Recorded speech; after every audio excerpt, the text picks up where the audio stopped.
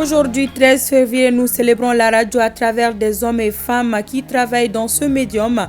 La journée est célébrée au Mali sous le thème « La radio au service de la concorde nationale ». Dans ce journal, la rédaction consacre une large page sur cette journée, reportages et témoignages à suivre. Le gouvernement donne le sourire à une trentaine d'ONG locales dans 9 régions du Mali. C'est avec le lancement de la deuxième phase du programme spécial d'aide aux associations et fondations à Kidal. Le coup d'envoi a été donné hier par le ministre d'État, le colonel Abdoulaye Maïga. Merci de renouveler votre confiance à ORTM1. Bonjour et bienvenue à tous.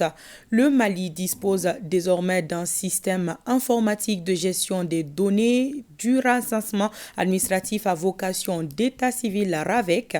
Le nouveau système s'appelle Malikura Biométrie. Cette infrastructure numérique a été construite par 13 experts maliens. Malikura Biométrie a été présentée ce matin au président de la transition, le colonel Assimi Goïta. La souveraineté numérique est désormais une réalité pour le chef de l'État. Les experts ont été décorés chevaliers de l'ordre national par le président de la transition pour leur acte patriotique. Je vous propose de suivre un extrait du discours du président de la transition au micro de Garibou Pérou dans cette édition. Lancement des activités de mise en œuvre de la deuxième phase du programme spécial d'aide aux associations et fondations dans la salle de conférence du gouvernorat de la 8e région. Le but est d'apporter leur soutien aux organisations de la société civile et aux ONG Sidi El Mehdi Ag Al-Baka. Le retour définitif de l'administration dans la région de Kidal et la normalisation de la vie publique, plus qu'un mot, c'est une volonté affichée des plus hautes autorités de notre pays. Libérée et pacifiée par les FAMA depuis le 14 novembre 2023, la région de Kidal accueille pour la deuxième fois une délégation de haut niveau. La présente visite conduite par le ministre d'État, ministre de l'administration territoriale et de la décentralisation, porte-parole du gouvernement, le colonel Abdoulaye Maïga, est un symbole pour donner des messages forts à ses agents. Ce choix s'explique par le retour effectif de l'autorité de l'État suite au contrôle de l'emprise de Kidal, jadis aux mains de groupes armés terroristes, empêchant tout développement harmonieux de cette région.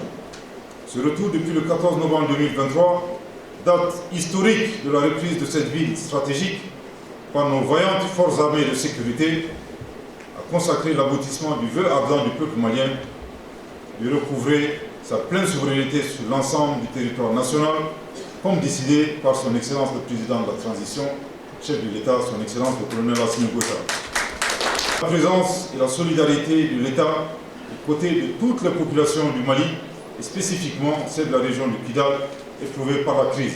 La population de la 8e région n'a pas manqué de magnifier cette visite à travers un accueil chaleureux du monument de l'indépendance au boulevard du rond-point du gouvernorat. C'est la salle de conférence du gouvernorat qui a servi de cadre pour le lancement des activités de la mise en œuvre de la deuxième phase du programme spécial d'aide aux associations et fondations PESAF, qui vise à améliorer et à renforcer les systèmes de gouvernance, des actions d'appui institutionnel et de soutien matériel ou financier aux organisations concernées. Aujourd'hui, je me réjouis du choix porté sur 4 organisations de Kidal.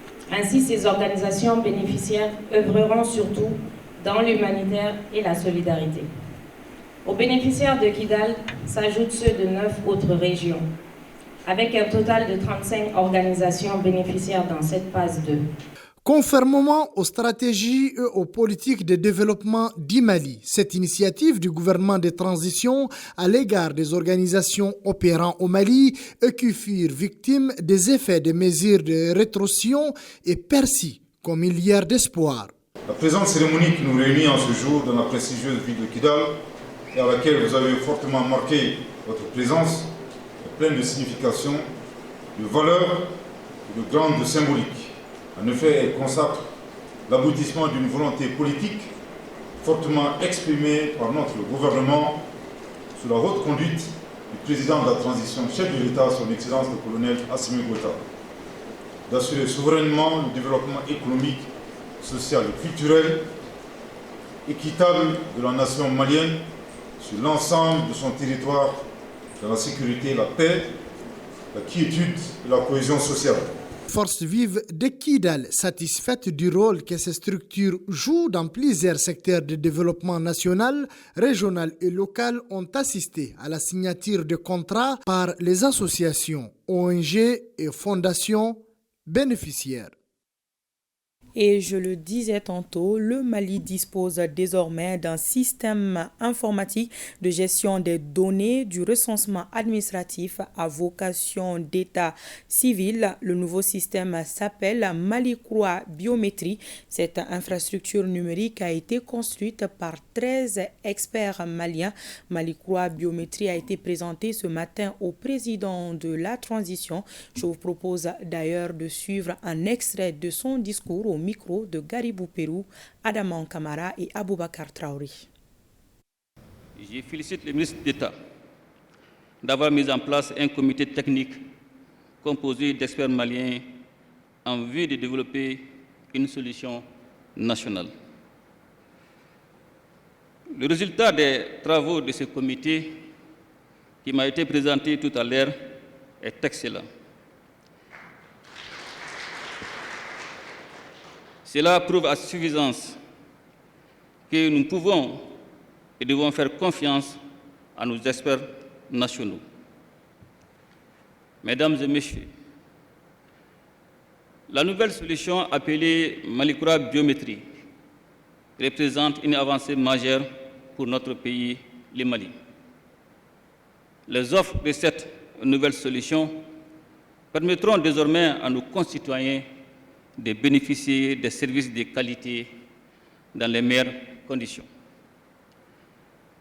À travers la présentation qui a été faite, le nouveau système en tant que solution souveraine développée par des Maliens offre une multitude de perspectives pour notre pays.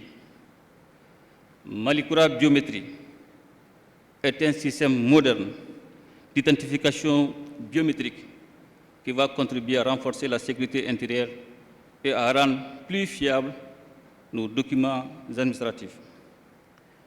Mesdames et messieurs, pour aller vers le Mali numérique, j'invite les structures nationales à s'engager vers l'arrimage de leur base de données biométriques à Malicroix Biométrie, en tenant compte de leurs besoins spécifiques.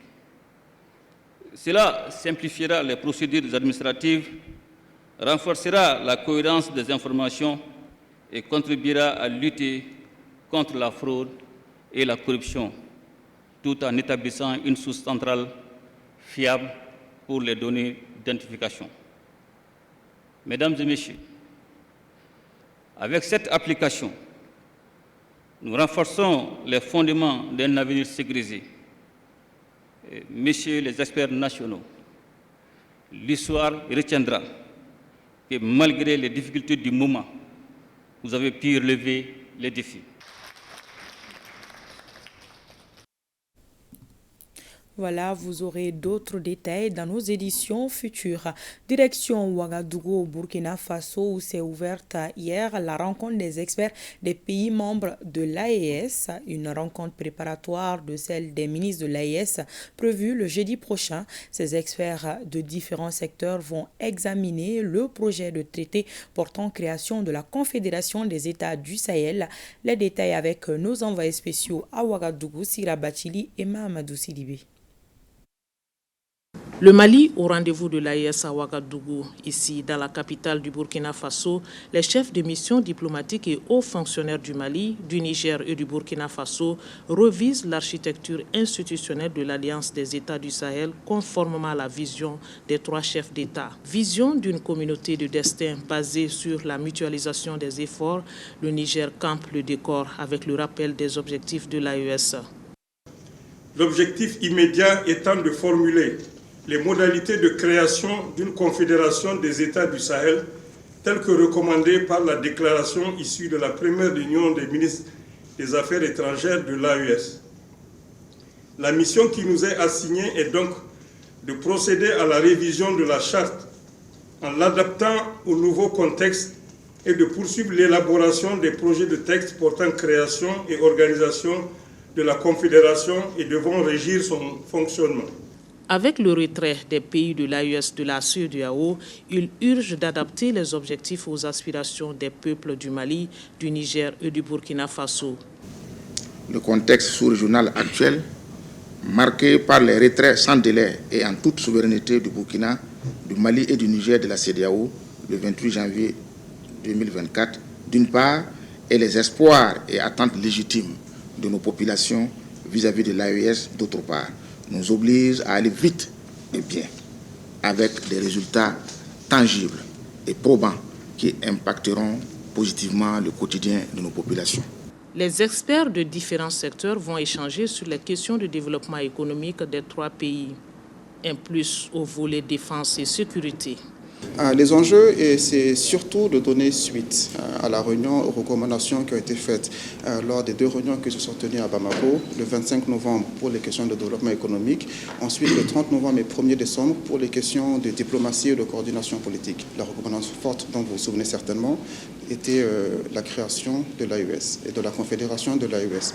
Une autre recommandation dans le même esprit, c'était également d'élargir le domaine de compétences de l'AES pour l'étendre à des domaines qui n'étaient pas initialement couverts par l'AES. Maintenant, il s'agit d'élargir ce domaine de compétences pour les étendre à ceux du développement économique et des questions de coordination. Les 3 jours de travaux devront aboutir à l'adoption du projet de traité portant création de la Confédération des États du Sahel. Il faut préciser que cette rencontre prépare celle des ministres prévue ce jeudi 15 février 2024. Ici à Ouagadougou est attendue une forte délégation malienne composée de 6 membres du gouvernement. Elle sera conduite par le ministre d'État, ministre de l'administration territoriale et de la décentralisation, colonel Abdoulaye Maïga. Célébration de la Journée mondiale de la radio ce matin à la Maison de la Presse. Elle est marquée au Mali par une conférence débat sur le thème national, la radio au service de la concorde nationale, une initiative de Studio Tamani à travers la Fondation Hirondelle en collaboration avec l'URTEL. Une occasion pour les organisateurs de rendre hommage à ceux et celles qui se battent au quotidien pour informer et sensibiliser des millions d'auditeurs. La cérémonie était présidée par le secrétaire général du ministère de la Communication, de l'économie numérique et de la modernisation de l'administration. Et dans le même ordre d'idée, la rédaction vous propose un grand format sur les missions et les orientations actuelles des radios au Mali. Il est réalisé par Alpha Maïga. Cette émission s'intitule Yermachiaga, qui veut dire en langue locale « Parlons-en ». Dans cette émission, on parle de la paix surtout. C'est le moment de passer les bonnes informations. Vous écoutez en ce moment la radio nationale du Mali. Radio Adar Bourem, Lamba Zongunda Idru, Waran Dunyal Khabari, Songe Chenira, Agisa Sidi Gor Bismillah. Aujourd'hui, l'URTEL compte 451 radios à travers tout le pays. Dans chacune des radios, au moins, il y a une dizaine, une vingtaine d'animateurs qui évoluent dans ce médium à radio. À une époque marquée par la vitesse vertigineuse de l'innovation technologique, la radio entame son 2e siècle de service en tant que l'une des formes de médias les plus fiables et les plus utilisées au monde. Vous écoutez l'Office de radiodiffusion télévision du Mali, émettant de Bamako. Par ces temps difficiles dans le monde entier, et particulièrement dans le Sahel, ce choix de la radio au service de la concorde nationale est plus qu'opportun et très pertinent d'ailleurs. Donc vous n'êtes pas sans savoir que notre pays, et comme tous les pays de la sous-région, sont victimes de toute forme d'adversité qui se manifeste par la violence, par des contraintes politiques, des contraintes sociales, économiques de tout genre. C'est pour cela que nous avons convenu qu'il est nécessaire vraiment de mettre un accent sur la reconstruction de la concorde nationale pour que la radio, qui est l'instrument le plus efficace dans cette société d'oralité, dans cette société de ruralité, puisse atteindre le maximum de gens. Avec ce thème, les radios ont leur très grande part de responsabilité. Il y a la responsabilité sociale des hommes de médias qui est engagée ici à travers ce dialogue prôné par les hautes autorités. Et déjà, nous sommes vraiment dans cette posture. La radio est un outil de paix et de concorde. Avec des programmes pertinents, d'émissions et de reportages, la radio peut modérer les tensions, empêcher les escalades et amener des pourparlers de réconciliation et de reconstruction entre les populations et les communautés. Souvent même, on ouvre l'antenne pour que les gens puissent appeler et aussi donner leur point de vue par rapport aux thématiques débattues, surtout axées sur la paix. Je voudrais tout simplement inviter tous les auditeurs des radios à continuer à suivre les radios parce que c'est un instrument irremplaçable, à utiliser cet instrument pour faire du bon. Parce qu'il y a des radios qui ont été utilisées pour faire du mal. Que Dieu nous en garde. Nous souhaitons avoir une radio qui construise la société au lieu de la détruire. C'est pour cela que nous avons choisi le thème de la radio au service de la concorde nationale. La chaîne de 95.2, l'onde de choc. La force de cet outil de communication, d'information, de sensibilisation et d'éducation réside dans son accessibilité par la population. Ainsi, les agents de radio sont des artisans de paix, d'où une exigence des auditeurs. Quelques rares fois, j'écoute la radio Mali. Et les autres radios? Et les autres radios, oui, Maliba FM. Et voilà, c'est tout. C'est la journée de la radio le 13 et le thème qui a été choisi, la radio au service de la concorde. Alors, quelle lecture faites-vous de ce thème? Qu'il véhicule de bonnes informations et voilà. Oui, exactement, j'écoute bien la radio. J'aimerais que les hommes de la radio travaillent dans la discipline, qu'ils donnent maintenant de très bonnes informations à la population et qu'ils soient au service de la population aussi. Nous serons des acteurs à part entière, des acteurs d'autant plus que pour même faciliter les dialogues entre les personnes, il faut avoir ce art, il faut avoir cet esprit d'ouverture. Je félicite en cette journée de la radio tous ceux qui ont travaillé et qui continuent à travailler encore dans cet important instrument de communication qu'est la radio, qui a permis à l'humanité tout entière d'être ensemble sur des ondes à des distances très éloignées. La radio en tant que technologie, science, moyen de communication et système de programmation d'éléments audio remonte aux années 1800. Ça fait des siècles. Et c'est vrai, maintenant nous avons la télévision, nous avons le numérique, tout ça, mais c'est la radio qui nous a permis d'arriver là. Et malgré la puissance de la télévision et des réseaux sociaux, ils n'ont pas pu détrôner la radio. C'est parce que c'est un instrument qui est important. Et d'abord, elle donne des informations, elle donne de la communication, elle donne de la musique et elle fait ressortir aussi les valeurs culturelles de chaque peuple. Les ruraux qui sont en brousse, ils ne sont pas des gens lettrés. Donc, et ils écoutent la radio quand ils entendent une musique de chez eux, ils se disent, bon, ça c'est une partie culturelle de moi-même. Quand ils entendent une musique qu'ils ne connaissent pas d'un autre pays, ils se disent, attention, il y a d'autres cultures encore qui ne sont pas la mienne, mais je dois les respecter. Le thème international de la journée mondiale de la radio en cette année 2024 met en lumière le passé remarquable, le présent pertinent et la promesse d'un avenir dynamique de la radio.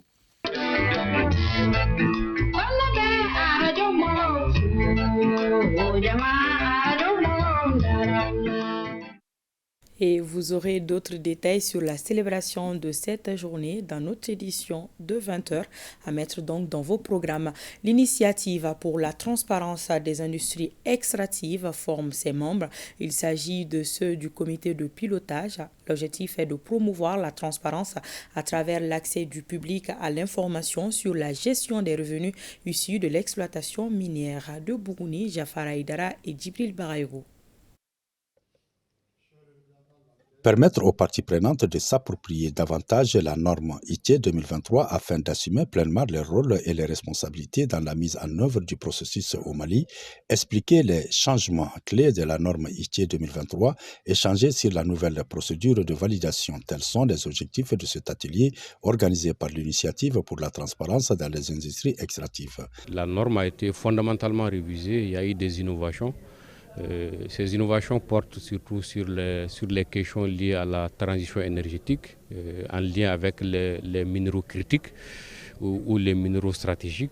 Vous avez également la lutte contre la corruption, les aspects environnementaux qui seront désormais considérés dans la gouvernance du secteur des ressources naturelles. Notre ministère est totalement dévoué à ce que les Maliens puissent comprendre et savoir que les ressources de notre sous-sol sont d'abord des ressources de notre peuple. Au cours de cet atelier, les participants ont échangé sur la nouvelle vision de la norme ITIE qui met l'accent sur la divulgation systématique des informations par les pays et entreprises à travers leur propre système de divulgation établi. Je lance un appel à tous les participants de s'approprier de cette norme ITIE 2023 dont l'application effective débutera en janvier 2025 et de formuler des recommandations pertinentes pour une meilleure mise en œuvre adaptée de l'ITIE au Mali. À noter que l'initiative pour la transparence dans les industries extractives ITIE est une norme internationale qui prône la transparence et la redevabilité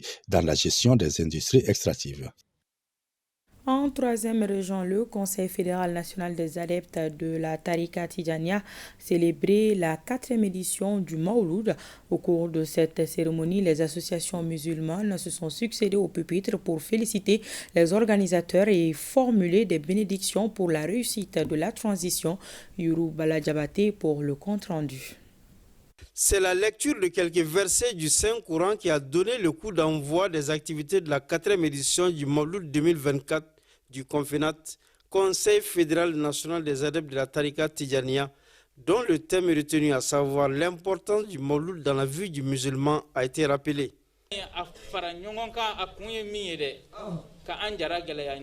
L'objectif de cette cérémonie est de rassembler les musulmans. D'après le prophète paix et salut sur lui, la cohésion entre les musulmans est plus importante que la prière, le jeûne et le pèlerinage à la Mecque. Les représentants de plusieurs associations musulmanes se sont succédés au pupitre pour retracer l'histoire de la célébration de cette fête, la coexistence pacifique, le respect des normes et valeurs qui fondent la société malienne. À partir de l'âge Cheikh Martal, les Cheikh Amala, les Soumala Dramé, les Mohamed Larabi, donc il y a beaucoup quand même qui ont œuvré quand même pour la paix, la solidarité et le développement de l'islam dans notre pays. Nous ne pouvons que magnifier notre satisfaction et surtout c'est un espace où ils ont fait un rappel de l'histoire de la religion au Mali. Et cela est très important aujourd'hui. La cérémonie a pris fin par des bénédictions pour la réussite de la transition. C'est la fin de cette édition Journée de la radio. Nous pensons à Almami Samori Touré ou Moundjara Dite Djema et à ceux et celles qui sont entre les mains des bandits armés. Merci de votre attention. Au revoir.